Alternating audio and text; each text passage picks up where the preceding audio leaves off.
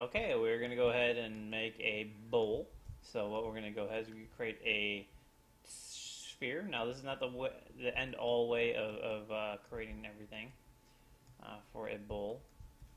And we are going to see if we can do a hemisphere. And we'll worry about, well, I guess we can rotate it around so that it is in the bottom. Alright, we're going to rotate it 180. So now I have this bowl look.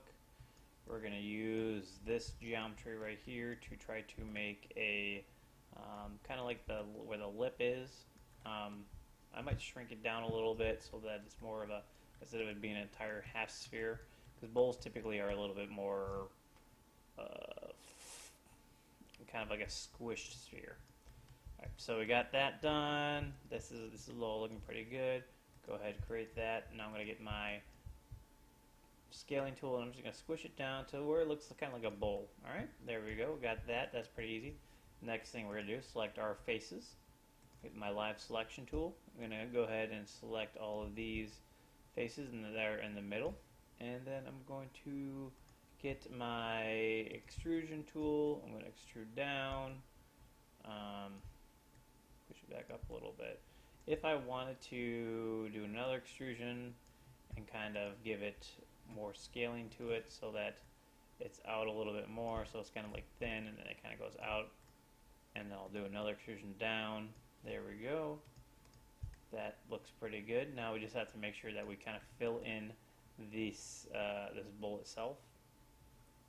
The easiest thing to do, and we're going to try it to see if we can get it working, is that we're going to go ahead and select all of these faces that are in the inside of the bowl. Alright.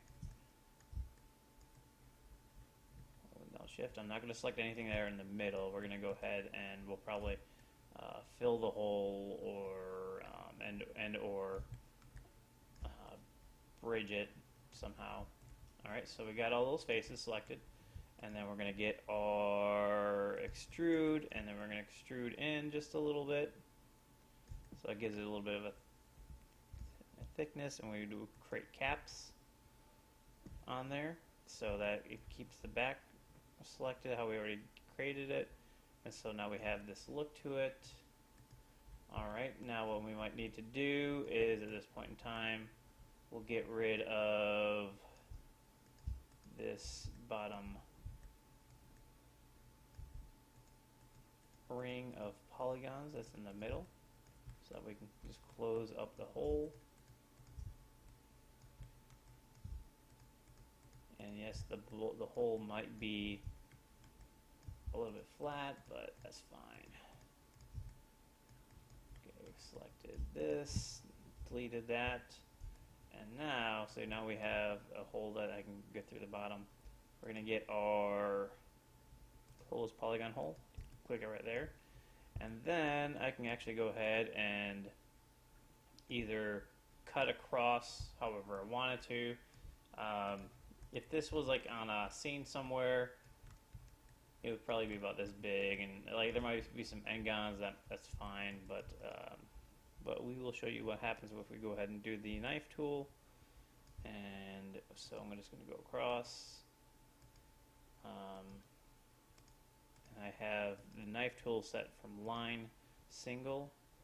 I'm just going to try to create it until I can kind of get 1, 2, 3, 4. So I'm creating either triangles or a four-sided quadrangle or quadra triangle. So this one has 1, 2, 3, 4.